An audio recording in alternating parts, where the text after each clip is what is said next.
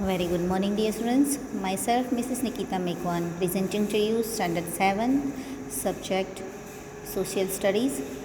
And today we are going to learn about first chapter. In this part, I'll tell you about the first part, two big states, and we'll learn about Kannauj, its history and its king. Let's start about King Harshvardhan. King Harshvardhan was born in 606 CE. CE means जो century होती है वो. After the death of his father, Prabhakar Vardhan, Harshvardhan's elder brother Rajyavardhan ascended the thrones of Taneshwar. However, Rajvardhan was killed by the king of God Shashank. Their sister Rajyashree was imprisoned by the king of Malwa, Devgupta. Under these circumstances, as advised by the leaders of the kingdom, Harshvardhan shouldered the responsibility of Thaneshwar, present Punjab, Haryana. King Harshvardhan का जन्म 606 century में हुआ था. उनके father Prabhakar Vardhan की death के बाद उनके बड़े भैया राजवर्धन ने उनके जो किंगडम है थानेश्वर उन पे राज करना शुरू किया. बट राज्यवर्धन को किंग ऑफ गॉड वो है शशांक, उन्होंने मार दिया और उनकी सिस्टर राज्यश्री को उन्होंने बंदी बना लिया. वो किंग ऑफ मालवा ने देवगुप्त ने उनको बंदी बना लिया. ये सब सिचुएशन पैदा हुई, इसलिए किंग हर्षवर्धन ने जो थानेश्वर है उसका किंग बनने का फैसला लिया. सबकी रिस्पॉन्सिबिलिटी उन्होंने अपने कंधे पे ले ली. अभी जो थानेश्वर है वो अभी का पंजाब है, हरियाणा, वो पार्ट माना जाता है. Immediately after ascending the throne he decided to free his imprisoned sister Rajyashree. In the meanwhile, she had escaped from the clutches of Devgupta and ran away into the Vidya forest. He went in search for her sister and with the help of the people living in the forest, a Buddhist hermit, Divakar Mitra, he stopped her from committing sati.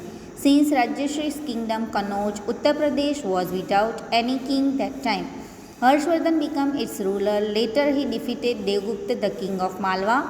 As part of this preparation to launch an attack on Shashank, the god king, he formed an alliance with the king of Kamrup in Assam.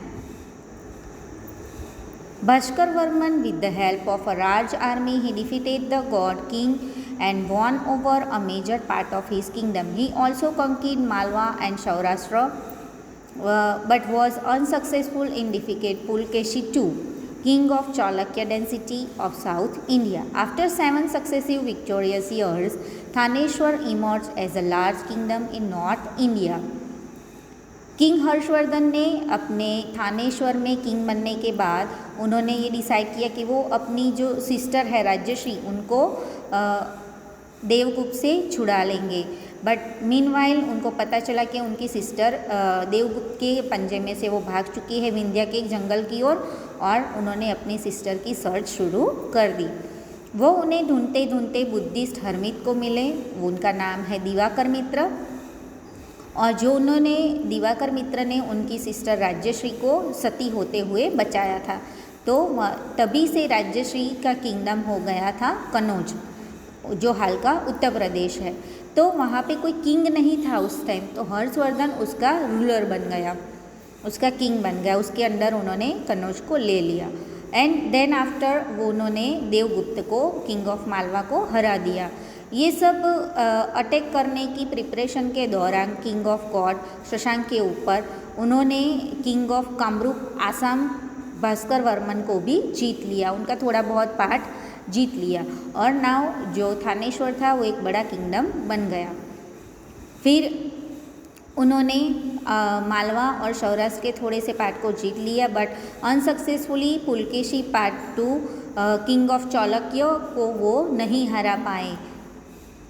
तो 7 successful victorious years, उन्होंने 7 year तक थानेश्वर पे राज्य किया, but उन्होंने north India का बहुत सारा पार्ट अपने अंदर ले लिया था.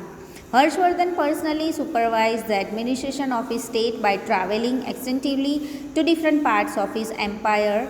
He divided his daily routine into three parts. The first was administrative purpose, while the other two parts were devoted to the public welfare and religious activity.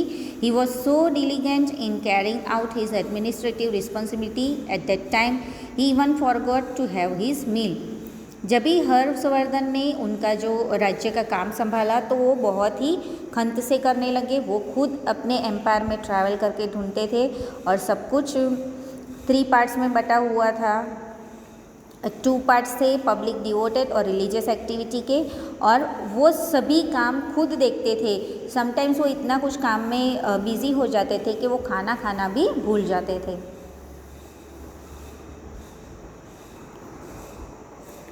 Imprints left by Harshvardhan. Harsh built many rest houses, wells, step wells, lakes, mathas, viharas, and also prohibited animal sculpture. Every year he organized a Buddhist religion meet, and every 5 years he would organize a huge religious congregation at Prayag.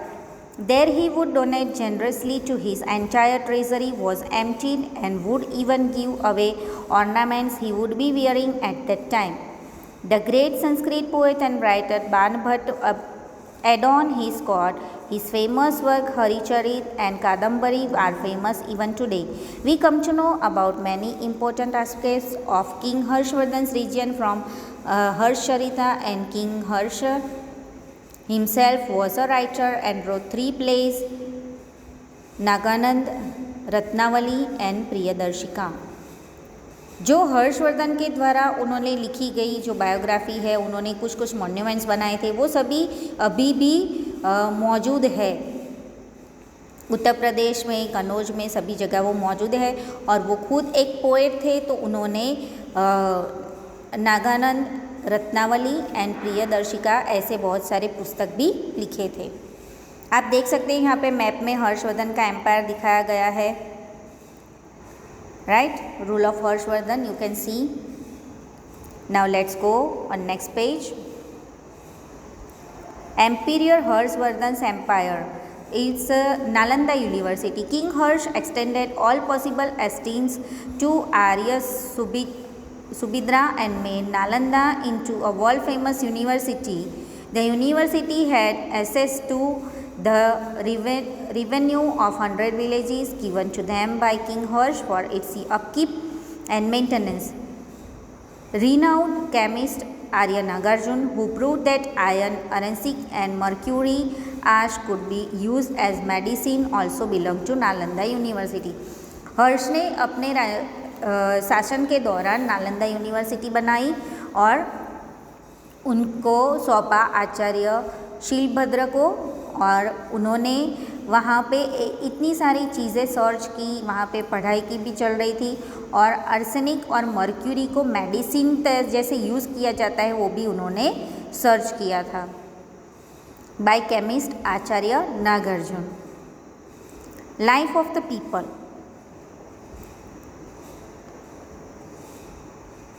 आप life of people देख सकते हैं। Information about the region of King Harsh is available from his writing of Chinese traveler Huinshtang. Towns and villages of the time were 14 and had huge gateways at their entrance. The society was divided into 4 groups, while the Purda system, intercaste marriages, were not prevalent at that time. The custom of sati, child marriage and polygamy has started by then. The local diet consisted of milk and milk products, wheat, rice, fruits, vegetables. They wore clean, simple, white clothes. Men wore dhotis and women wore saris. Their ornaments, ring, bangles, bracelets, necklace, and were made from flowers.